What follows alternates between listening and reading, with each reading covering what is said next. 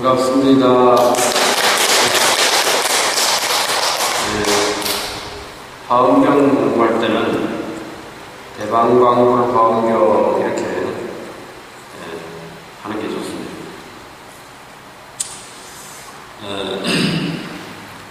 오늘은 또 명절 앞이기도 하고 밖에 비가 오는 관계로 차분하게 한번 말씀을 드려보겠습니다.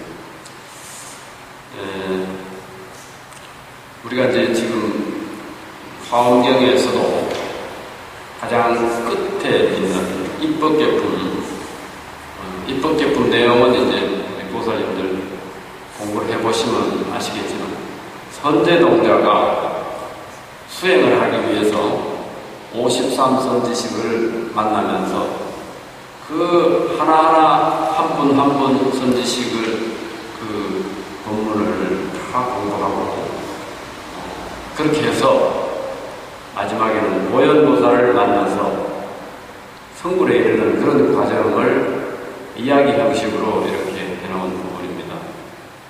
이제 그래서 입법계품은 그 안에 속한 경문만 하더라도 어지간한 경보다 훨씬 더 큰 21권이 그게 해당이 됩니다.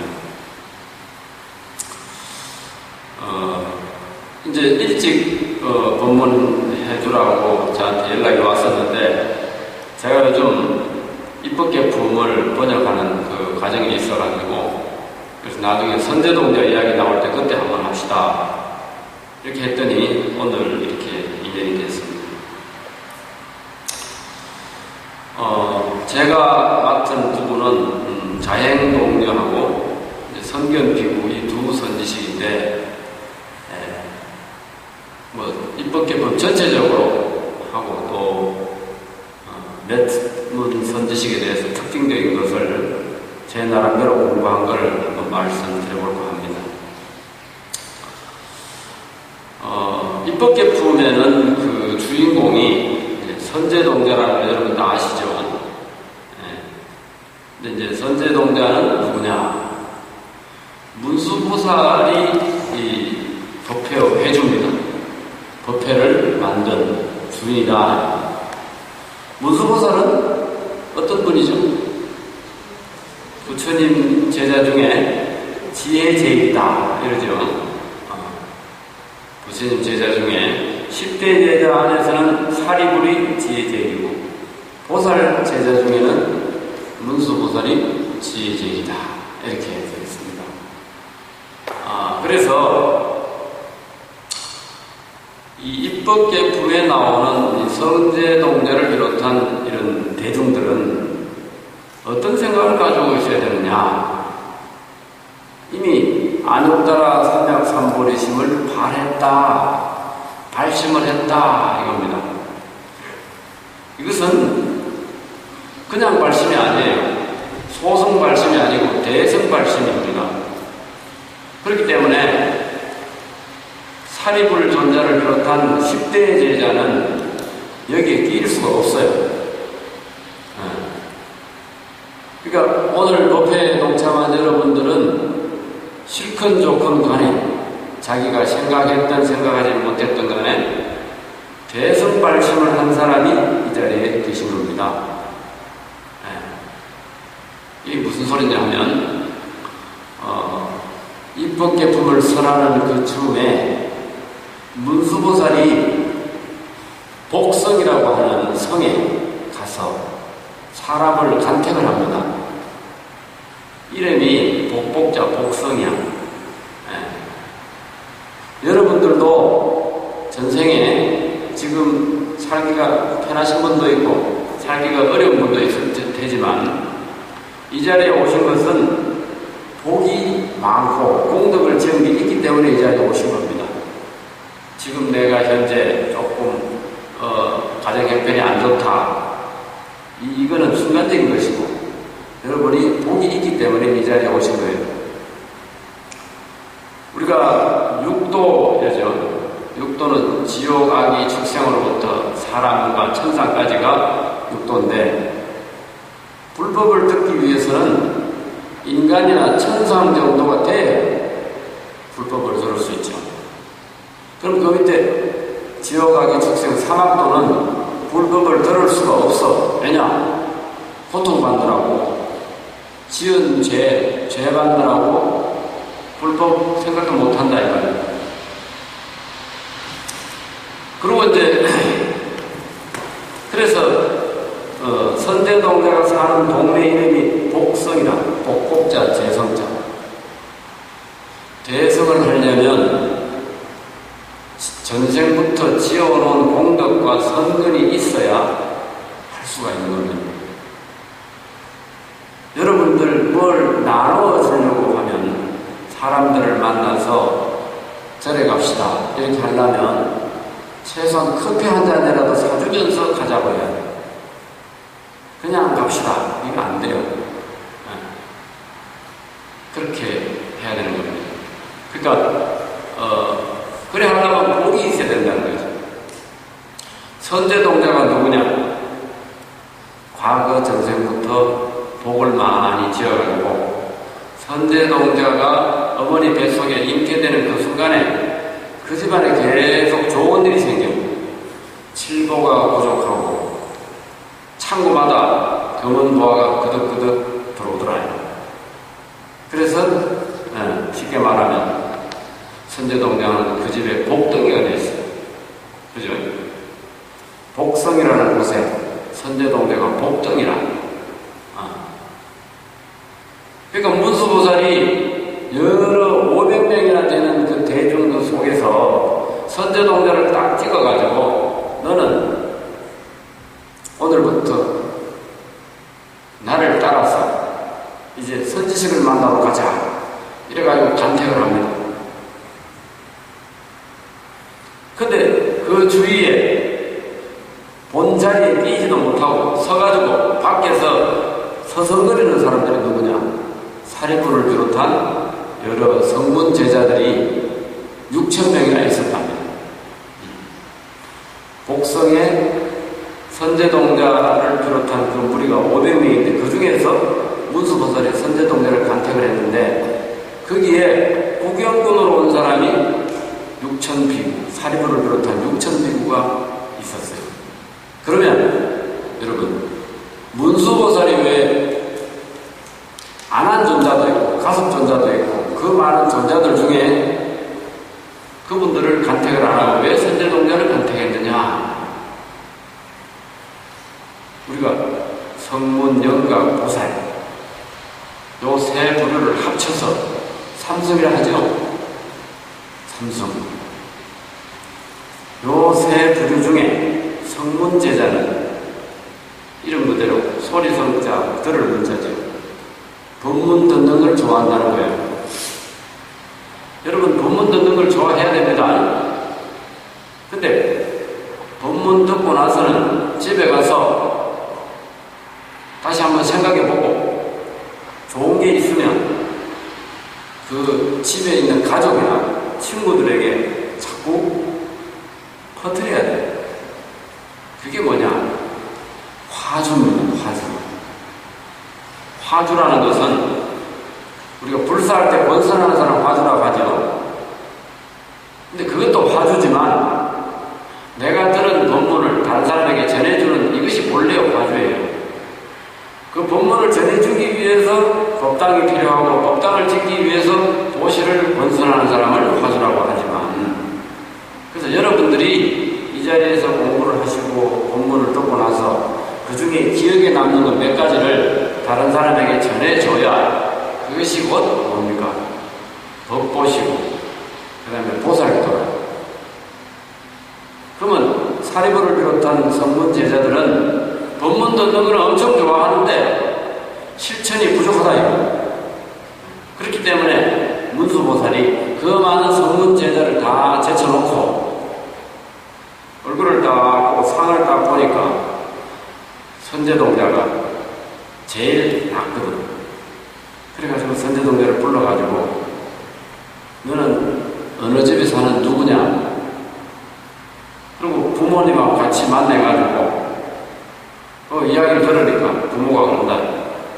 저 애가 우리 집에 내 뱃속에 들어있을 때부터 집에 좋은 일이 자꾸 생기고, 그리고 보물이 막 들어오고, 먹을 거, 입을 거 모든 것이 이렇게 부족이 돼서 세상 사람들이 복덩이가 들었다 이렇게 칭찬이 자자했다. 그러니까 문수보살이 그렇기 때문에 저 선제동자가 내가 간택을 했다. 그러면 성문 제자들이 간택이 안 되는 이유는 뭐냐? 성문 제자들은 공부하고 수행하는 건 좋아하는데 남을 어렵게 여기는 대비심이 부족해요. 그래서 경문에 보면 자기 자신의 일에 몰두하고, 그 다음에 부처님의 대비정신을 멀리하고, 대비정신을 가까이 해야 되는데 대비는 멀리하고, 그 다음에 자기 일에만 몰두하고 중생을 버린다. 그렇기 때문에 그 사람들은 공부는 열심히 했지만 이 53선지식을 만나러 다니는 근기가 부족하다. 그래서 간택이 안 되는 겁니다. 이 말을 오늘날 사람들에게 비유하면 우리나라 사람들 중에 돈은 많고 복은 있는데 마음을 잘못 쓰는 사람들이 있죠. 요즘 왜 TV 뉴스에 자주 나오는 갑질하는 재벌, 그죠? 갑질하는 회장, 그런 사람들이 사회적으로 문제가 돼가지고 옛날에는 그냥 소식만 전하고 하는데 요즘은 막 데모도 하고 난리 나죠. 그러니까 우리가 내가 뭘 가진 그걸 가지고 다른 사람에게 보시를 하고 도와주고 좋은 일을 자꾸 하는 데 쓰면 좋은 소문이 자꾸 나는데 그런 거를 안 하기 때문에 그런 사람들은 어떻습니까? 보살도를 실천할 수가 없는 거예요. 보살도 실천할 마음이 없다는 거죠. 그래서 성문 제자들이 간택이 안 되는 것도 그런 것이다. 근데 이제 이 선제동자가 문수보살을 따라서 이제 출발을 하니까 사리부를 비롯한 그래도 관심이 많은 제자들이 부처님한테 찾아가서 문수보살이 저런 좋은 일을 하는 것 같은데 잘은 모르지만 문수보살이 나보고 오라 소리는 안 했지만 저도 한번 따라다녀 보랍니다. 부처님한테 절을 하면서 이야기하니까 부처님이 묵묵히 그렇게 해라 묵묵히 허락을 하셨어요. 그러니까 이 입법계품의 성격은 성문 제자들은 대비심이 부족하고 자기 수행에만 몰두하기 때문에 구경꾼으로 그저 따라다닐 뿐이라 따라다니다 보면 공부도 되겠지만 어쨌든 주인공은 아니다. 그래서 우리가 선제동자가 53선지식을 만나는 입법계품을 공부하면서 경을 잘 보는 방법은 이 책을 읽으면서 내가 바로 선제동자다 이렇게 생각하고 봐야 되는 거예요. 내가 바로 선제동자다. 그래서 어떤 선지식을 하게 찾아가면 그 선제동자가 모든 선지식을 찾아가서 하는 말이 두 마디가 있어요. 저는 아누따라 삼약삼보리심을 발했습니다. 그렇게 먼저 밝히고 아누따라 삼약삼보리심이라는 것은 대승의 발심을 했다 이 말입니다. 소승이 아니고 대승.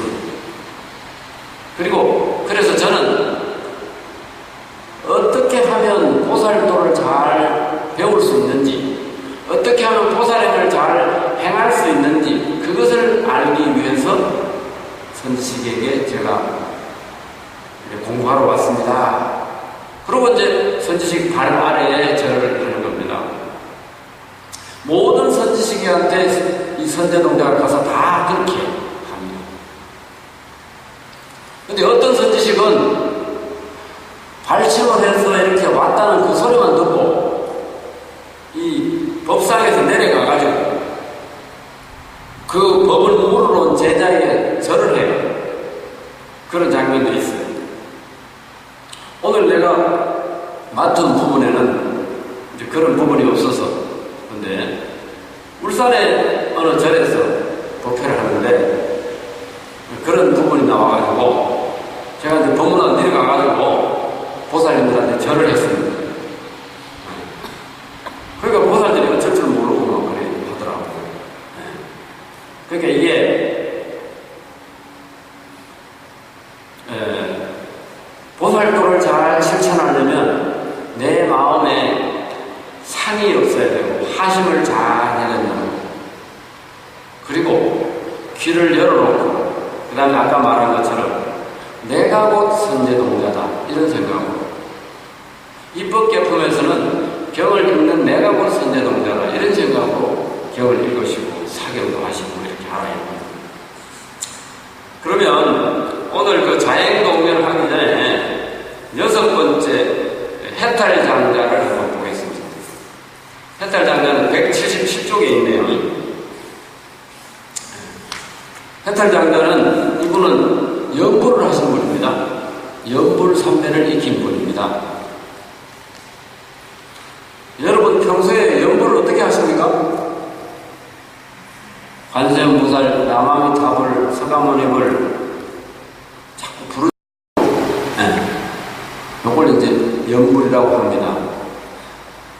구체적으로는 칭명연불, 부처님 명호를 계속 부르는 연불. 부처님은 이름을 잘 부르면서 그렇게 서가모니불, 서가모니불, 관세음보살, 관세음보살, 제 소원을 들어주세요. 제 소원을 이루게 해주세요. 근데 어떤 사람은 연불을 왜 하는지 모르겠다 이래요. 왜 관세음보살이라고 합니까? 여러분 관세음보살을 만나야 되겠죠. 지금 문재인 대통령이 북한에 김정은 국무위원장이 그 사람들 만나고 있잖아요. 뭔가 서로 뭘 하려면 만나야 되지 않습니까? 내가 소원거리가 있는데 그 소원을 들어주세요. 들어주려면 만나야 된다. 그래서 관세음보살 자꾸 부르는 겁니다. 그러면 기도하는 이 자리에서 만날 수도 있고 꿈속에서 만날 수도 있고 그렇게 되죠. 근데 내가 지금 책을 번역하는데 청량국사의 화엄소를 지금 번역하는데 이 해탈장자 이분은 하면서 여기 보세요. 밑에서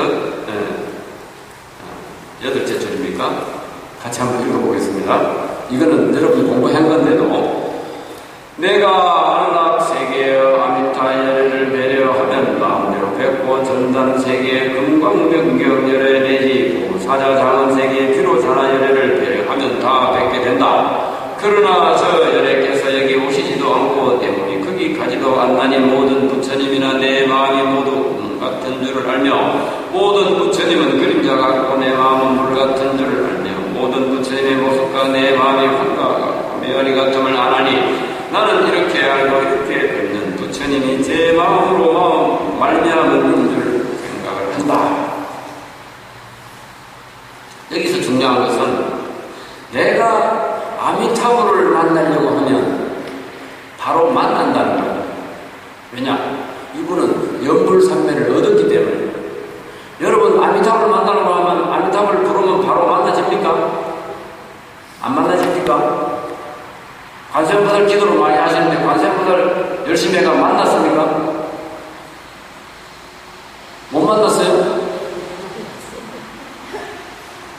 근데 관세음보살은 눈으로 직접 안 만나도 내가 바라는 소원이 성취되는 그거 자체가 만난 거예요.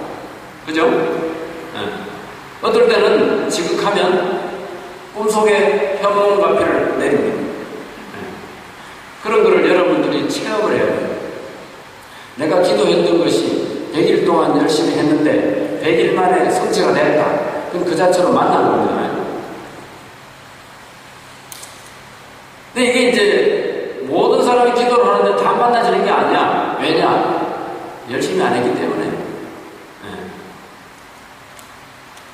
안 되면 더 열심히 해야 되는데, 그리고 바빠서 생업에 종사하다 보면 관세음보살 기도를 하다가도 잊어먹죠. 누구나 잊어먹습니다. 그러나 그 먹고 사는 일을 제외하고는 자꾸 되새겨야 되는 거예요. 스님이 파도 드는 것처럼 연보를 하고, 그래서 내가 관세음보살 기도를 해야지, 내가 매일 동안 열심히 해야지. 작년에 제가 우리 절에 피해 보상을 받으려고 1월달부터 시위도 하고 데모도 하고 서울에 가서 정부청사에 가서 했는데 그 사람들이 해주려고 기다리는 거 아니잖아요. 나중에는 안 돼서 소송을 내가 걸었습니다.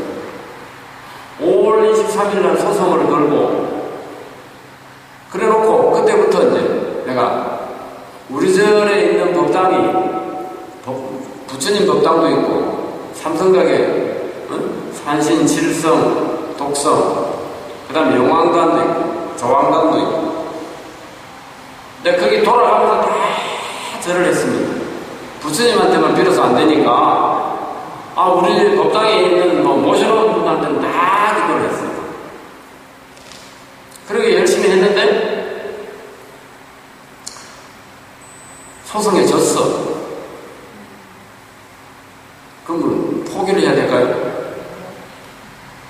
내가 그 건설회사 상무한테 그랬어요. 법으로 안 되면 나는 내 목숨을 걸 거다. 그러니까 마지막에 단식을 했습니다. 단식을 10일 했어요. 그래가지고 7월 초하루 법회를 절에서 보고 그날부터 오후부터 통도사 산문 옆에서 내가 10일 동안 단식을 했어요.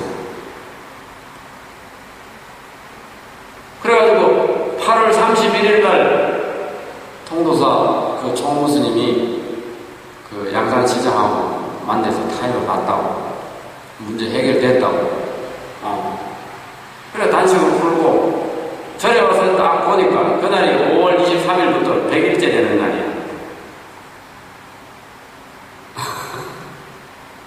5월 23일 날 소송 걸고 내가 기도 시작한 날로부터 100일째 되는 날이라고. 무슨 소리인지 몰라요? 박수를 쳐야 돼요.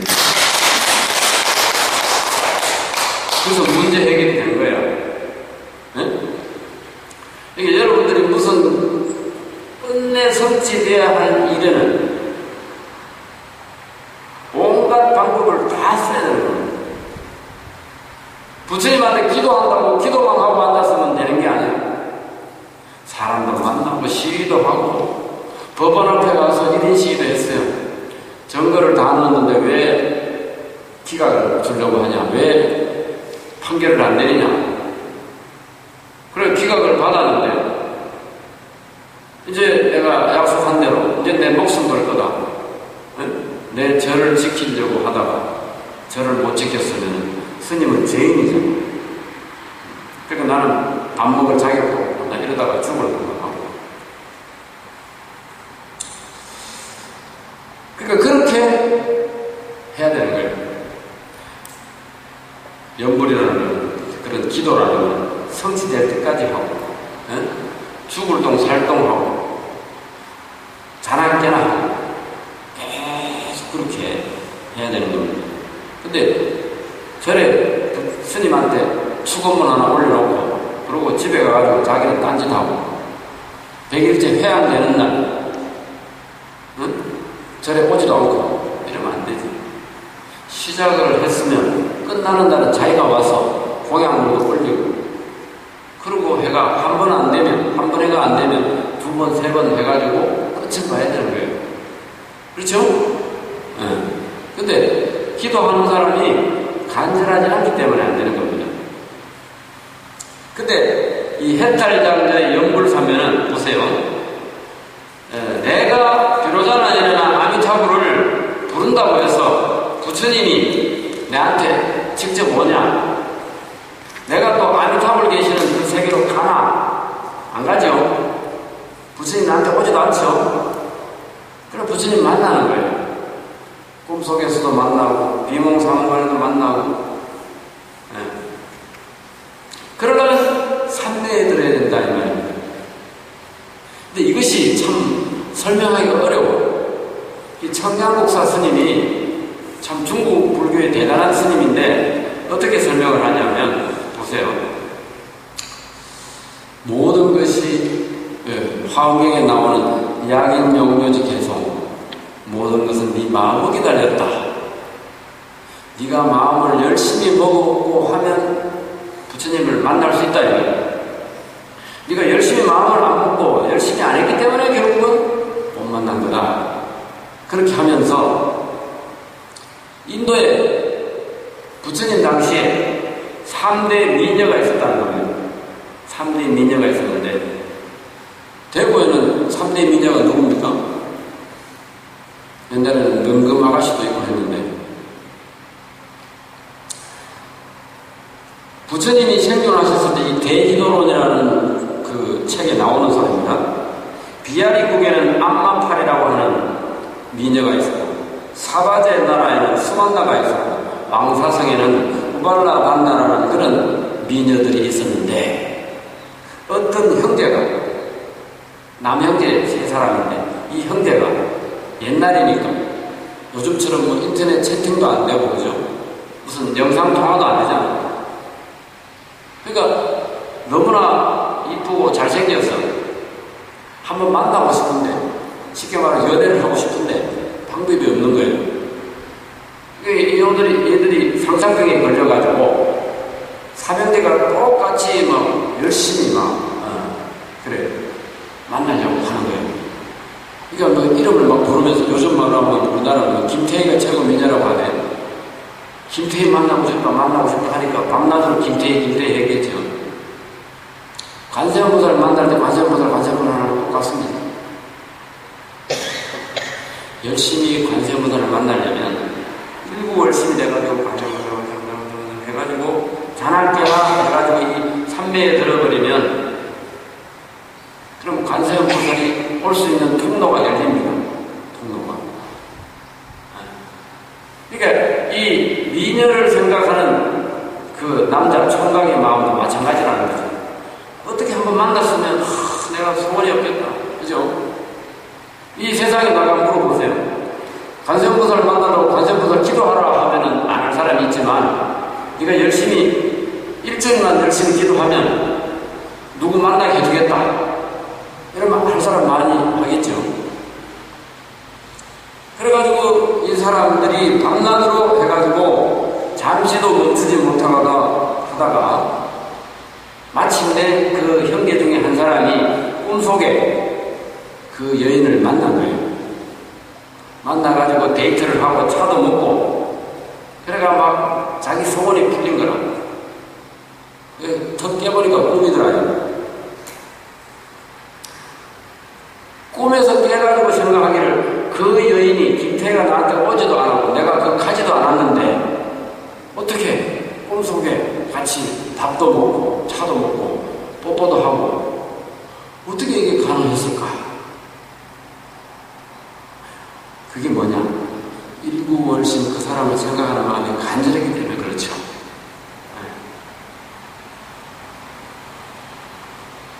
연불하는 것도 그와 같다는 겁니다. 그런데 이렇게 내가 탐진치, 탐욕의 마음으로 여인을 사랑하는 마음을 내는 것은 이것은 이루어지고 나도 좋은 게 없잖아요. 그냥 뭐 소원 성취 한번 했을 뿐이지 근데 그 사람하고 내가 살지도 못하고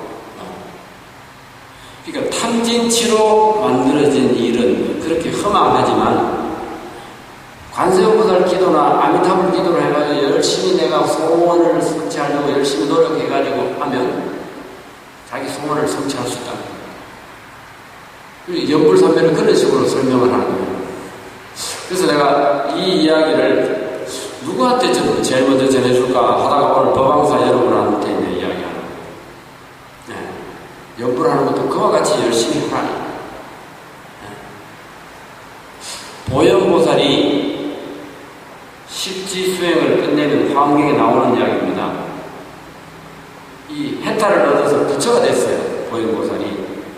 근데 보현보살은 부처가 되고 나서도 자기를 부처라 부르지 말고 보살로 불러주세요. 전에 한번 이야기를 한번 소개한 적이 있습니다. 근데 이 부처가 되고 나면 바로 옆에 앉아 있어도 보통 사람 알아볼 수가 없어. 같이 앉았는데도, 그죠? 그러니까 우리 보살님 앞줄에 있는 분이 부처인 줄, 보살님 뒤에 있는 분이 부처인 줄 서로 모르는 거예요.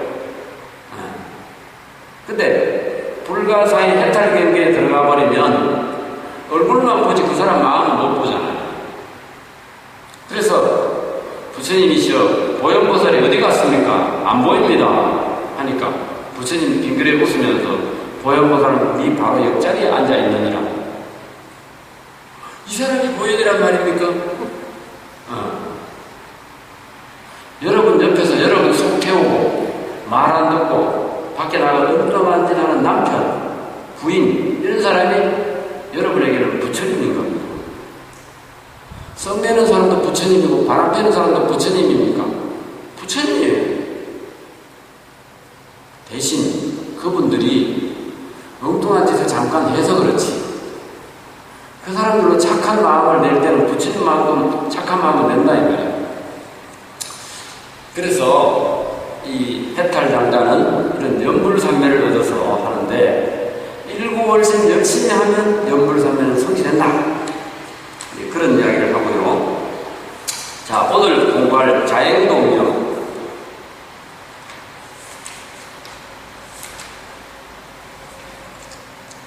여기 보면 184쪽에 자행동이 나오죠. 한번 읽어보겠습니다. 선제동자는 점점 남쪽으로 가다가 사자분신성에 이르러 여러 곳으로 다니면서 자행동녀를 찾았다. 함께 같이 읽겠습니다. 이 동녀는 사자다왕의 딸로서 동녀가 시종이 되고 비로자나 국전에 있으며 묘한법을 연설한다고 들었다. 선제 동녀는 비로자나 국전에 들어가 자행 동녀에게 보살이 어떻게 보살을 배우며 어떻게 보살도를 닦는지를 물었다. 그때 자행 동녀가 선제 동자에게 자신의 국전에 장한 것을 보라고 하니 선제 동자가 엎드려져라고 두루 살펴보았다.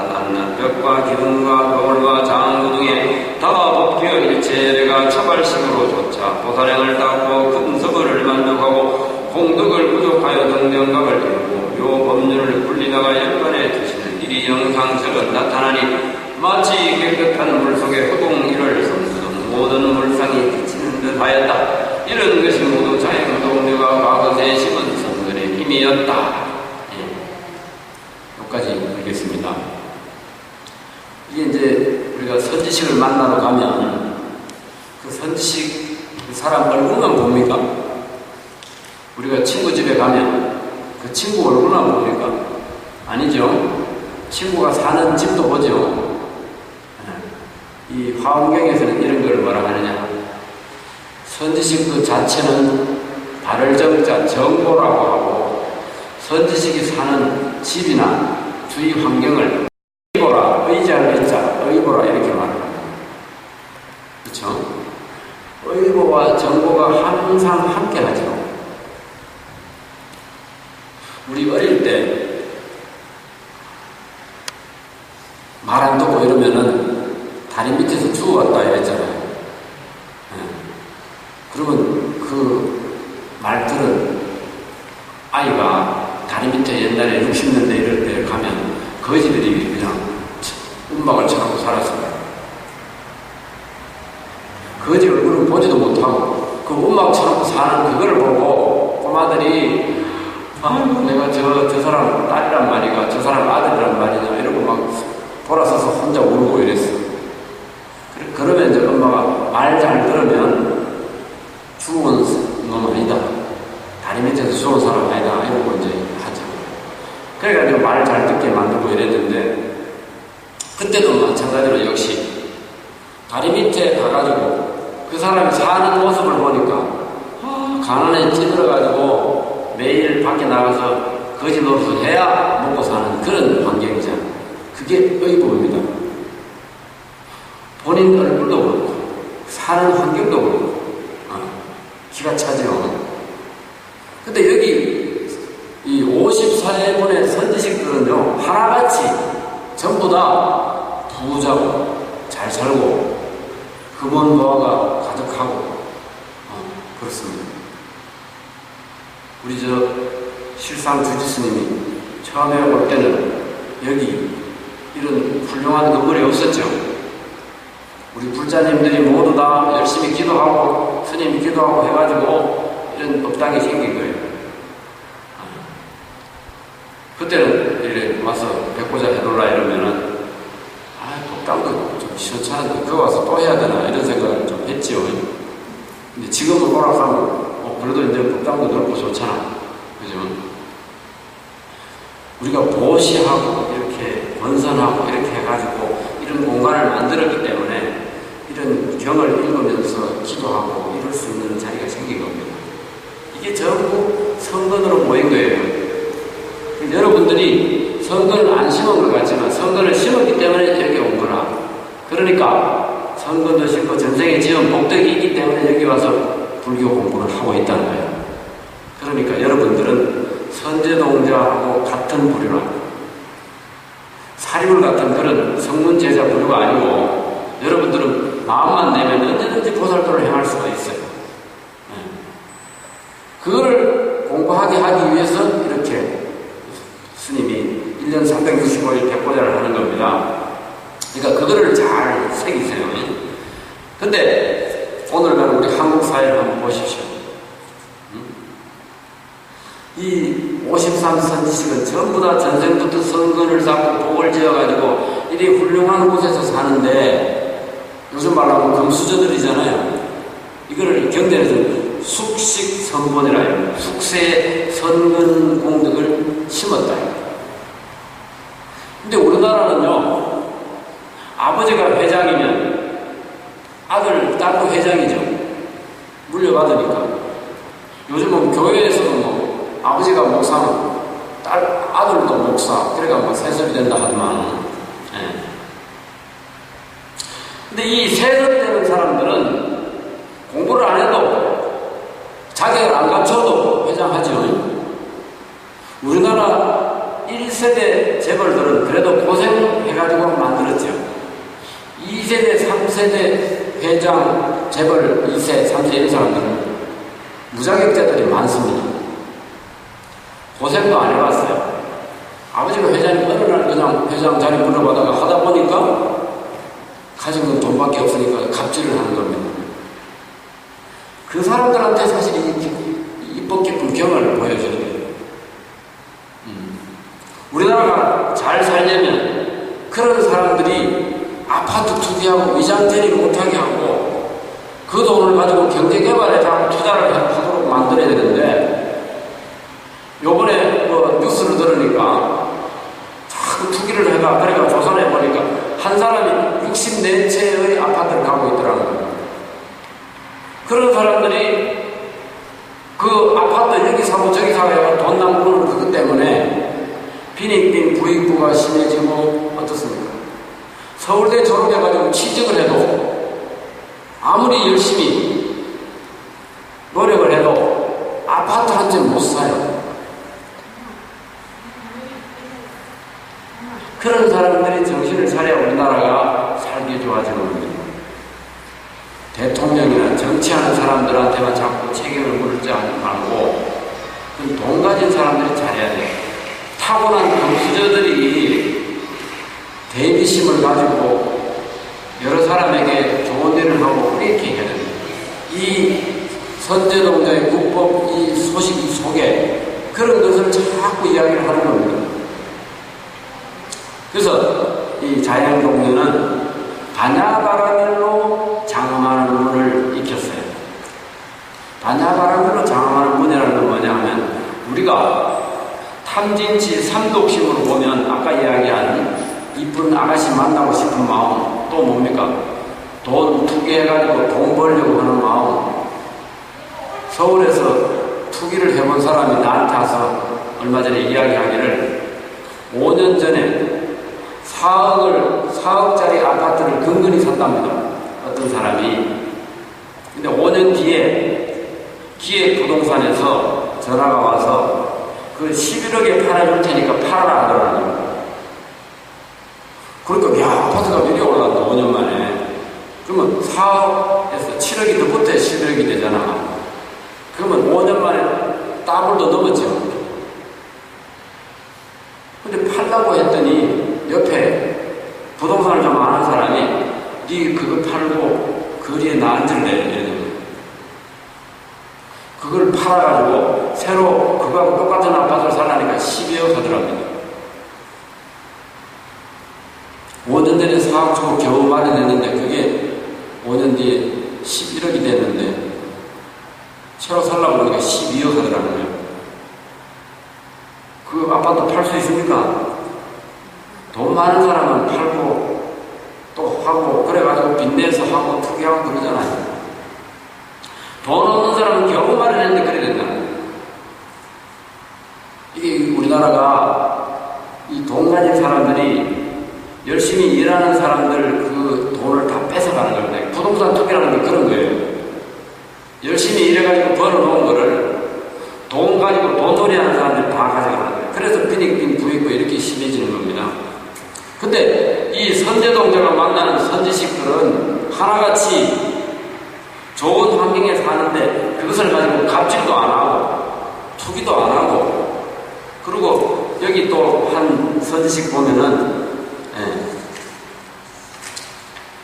구조구바이라는 선지식이 있습니다.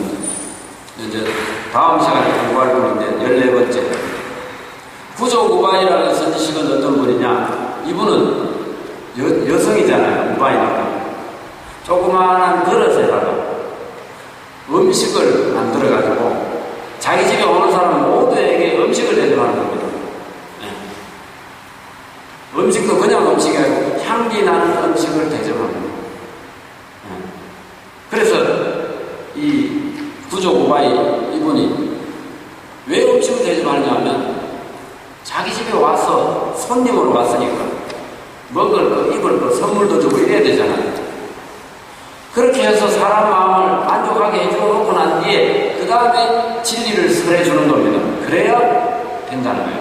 그러니까 보살행을 할 때는 주위에 불자를 만들기 위해서 절에 가서 기도하자. 그러니까 참 마음이 편하고 좋더라. 이렇게 하려면 커피라도 한 잔 사주고 밥이라도 한 잔 사주고 그러고 절에 가자. 이렇게 해야 되는 거예요. 그렇게 가르치는 겁니다. 근데 이 구조구바이는 항상 그 사람 앞에는 조그마한 그릇이 하나 있다. 이 조그마한 그릇이 수많은 그릇이 돼가지고 오는 사람에게 다 음식 대접을 합니다. 요즘 말로 하면 사찰 음식 포교입니다. 그래가지고 해놓고 그 다음에 법문을 설하는 건데 이 음식에는 항상 향기가 나죠. 근데 이 청량 스님이 이거를 해석하면서 향기나는 음식에 대한 이야기를 하는데 유마경을 인용해가지고 유마경에는 향적 부처님 계신 곳에 향기 향자 쌓을 적자 향적 부처님 계신 곳에 거기 가면 이렇게 향기나는 음식을 대접을 하는데 그 음식을 먹고는 보통 사람은 그 음식을 소화도 못 시킨다는 거예요. 소화를 못 시킨대요. 그럼 어떻게 해야 소화시키냐? 내가 열심히 수행해가지고 도를 얻어야 그 음식이 완전히 소화된다는 거예요. 향기 향자, 밥반자, 향반 향기나는 그 밥은 그 향적 부처님 계신 곳에 향기나는 밥은 수행을 해서 공부를 해가지고 해탈을 얻고 도를 얻어야 그 음식이 완전히 소화가 된다. 이 구조구바이는 자기가 음식을 잘하기 때문에 음식을 만들어서 세상 사람들에게 보시를 하면서 향적 부처님처럼 내 음식을 먹은 모든 사람이 다 성불하게 하여지이다. 이렇게 하면서 음식 대접을 한다는 거예요. 그러니까 또 옷을 보시하는 사람도 있어요. 금은 보화를 보시하는 사람도 있고 그렇게 해가지고 기분이 좋게 만들어 놓고 그 사람에게 법을 가르쳐 주는 거라. 반야바라미를 가르쳐 준다는 거죠. 네, 그래서 우리가 아까 이야기한 것처럼 이 보살행을 실천하려면 내가 전생에 지어놓은 복덕이 있어야 되고, 또 복이 없는 줄 알지만 누구한테나 다 복이 있습니다.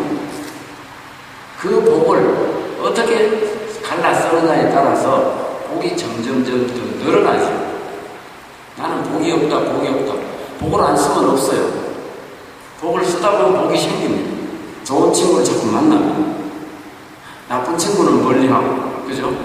골프 치러 가자, 음식 먹으러 다니자, 뭐 어디 놀러 가자, 이런 사람 친구는 자꾸 줄어들고, 저래 기도하러 가자, 어디 보시하러 가자, 이런 친구를 자꾸 사귀어 놓으면 처음에는 내가 손해나는 것 같은데 하다 보면 안 그렇습니다. 내 마음에 기쁨이 썩트고, 보시하면서 얻는 기쁨은요, 어떤 기쁨보다 사실은 격이 높아요.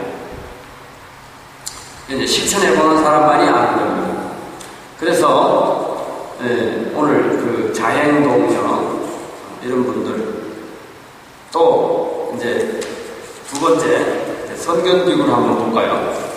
선견비구는 12번째 선지식인데 186쪽에 선제동자는 사만국에 이르러 선견비구를 두루 찾아다니다가 선견비구가 숲속에서 왔다 갔다 그네 모있음을 보았다. 젊은 나이에 용모가 아름답고 단정하여 보기에 반가웠다. 검푸른 머리카락이 오른쪽으로 돌아 어지럽지 아니하고 정수리에는 살상투가 있고 피부가 검비치며 목에는 세 줄 무늬가 있고 이마는 넓고 빤다면 눈은 길고도 넓어 청년아 같고 입술은 붉고 깨끗하여 뱀바나무 열매 같으며 가슴에는 완자가 있는 등 거룩한 모습과 잘생긴 모양이 모두 우건하고 둥근 광명이 한 길이었다. 여러분, 아까 제가 이야기 드렸죠? 요거를 뭐라고? 의보입니까? 정보입니까?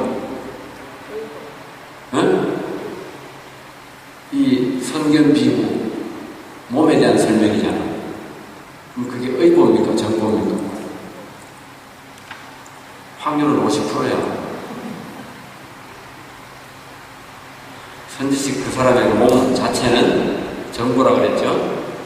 선지식이 살고 있는 그 환경, 집, 이런 거는 의보. 이 선지식이 자기 몸을 이야기하잖아. 요 몸은 바로 부처님의 30 이상 80종호를 다 이야기 안 하고 조금 이야기한 겁니다. 이게 전부 부처님 상황과 똑같아요. 목에는 세 줄 무늬가 있고 눈은 검푸르며 이런 게 전부 부처님 30 이상 80종이 다 들어간단 말이에요. 그건 그 자체는 뭐냐? 전생부터 공덕을 많이 짓고 수행을 많이 했기 때문에 그런 몸을 받았다는 겁니다. 근데 이 선견비구는 187쪽의 첫 줄에 보면 선남자야 나는 다만 이 보살의 수순등 해탈문, 수순등 해탈문이라는 것은 보살이 따라주는 등불 같은 해탈문. 그렇죠? 우리가 어디 가면 따라다니면서 등불을 비춰준다. 사람들에게. 우리가 뭘 하려고 하면 그건 하지 마라. 이걸 해야 되는 거야. 그렇게 일러주는 사람이 이 수순등 해탈문인데, 이분은 이 스님이니까 뭡니까? 위파사나와 사마타, 이게 지관이라고 그러죠.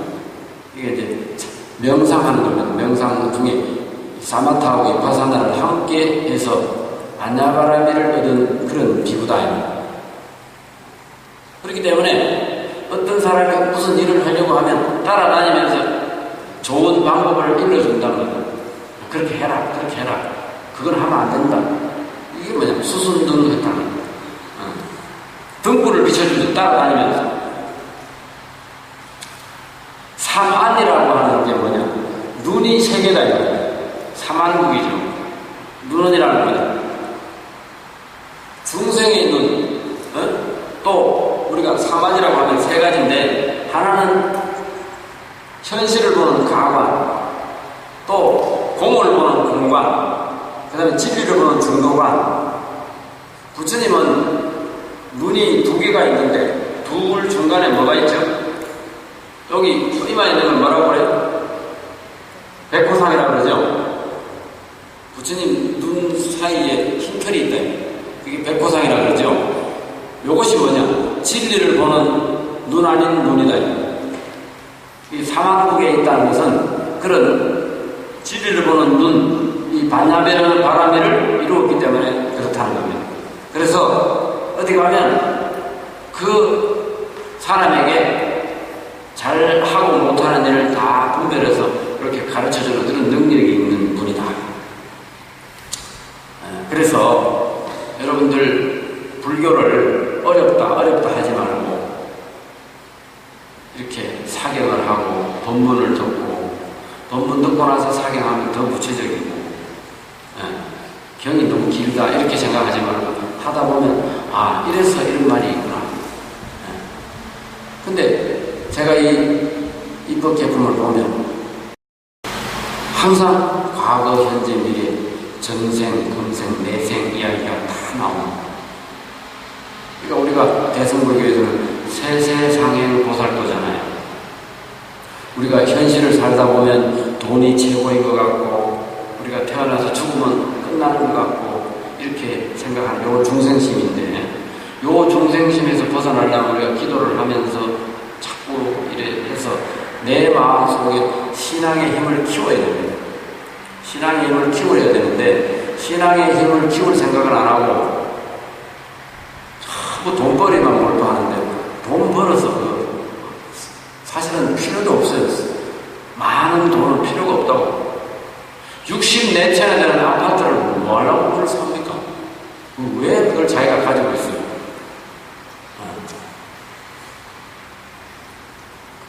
그래가지고 그걸 팔아가지고 돈 남기고 해서 젊은 청년들 일자리 없애는 거야. 계속 일자리 없애고 일자리는 정부가 이 정치를 자문해서 일자리가 없어지는 게 아니고 그런 것도 있고 있겠지만 돈 많은 사람들이 자꾸 돈벌이에만 몰두를 하니까 돈 없는 사람은 돈을 못 벌어. 돈 없는 사람이 돈 못 버는 제도가 자본주의라는 겁니다. 자본주의에서는 돈을 어떻게 잘 쓰느냐에 따라서 그 나라가 좋은 나라인지 나쁜 나라인지가 판결이 나는데 우리나라 부자들은 전부 다 갑질이나 해야 되고 자격도 없는 사람들이 아버지 잘 만난 덕에 그냥 회장하면서 돈 없는 사람 무시나 하고 이래가지고 이 나라가 잘 될 수가 없어요. 그래서 여러분들이 이 선제동자를 따라다니면서 이 53선지식을 만날 때 하나같이 지금 이 성경비구도 보면 부처님과 같은 상호를 갖추고 또 뭐 부족우바이나 또는 뭐 해탈장나 이런 사람들 전부 다 부유한 집에서 사는 건 뭐냐? 전생부터 공덕을 많이 지었기 때문에 그렇습니다.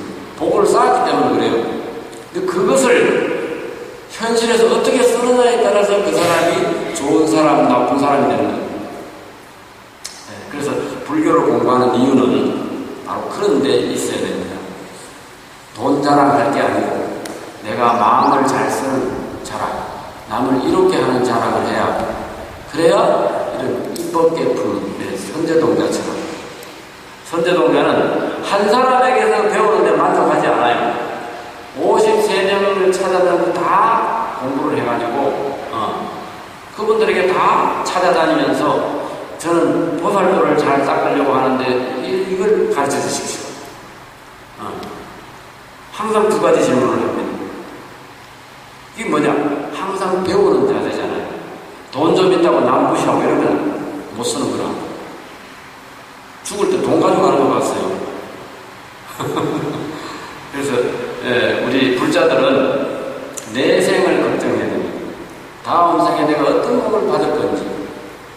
돈은 많았을 때 금생에 남을 자꾸 무시하고 이런 사람은요 내 생에는 키가 작아진다고 그랬어요. 키가 작게 태어난다. 아상이 높은 사람. 그 다음에 그 남을 못 살게 하는 그 사람은 자기가 가난한 집에 태어난다는 거예요. 금생에는 전생복으로 인해서 좋은 집에 태어났는데 그 마음을 잘못 써가지고 나쁜 짓을 자꾸 하면 키도 작아지고 다음에는 가난한 집에 태어나가지고 고생은 고생. 그렇기 때문에 우리 불교는 한 생만으로 끝나는 문화가 아니야. 그런 것을 잘 아시고 연세가 드시고 이러면은 자꾸 뭐 아들, 딸 물려줄 돈 생각하지 말고 부처님을 제대로 만나는 그런 훌륭한 불자가 되어야 된다고 생각합니다.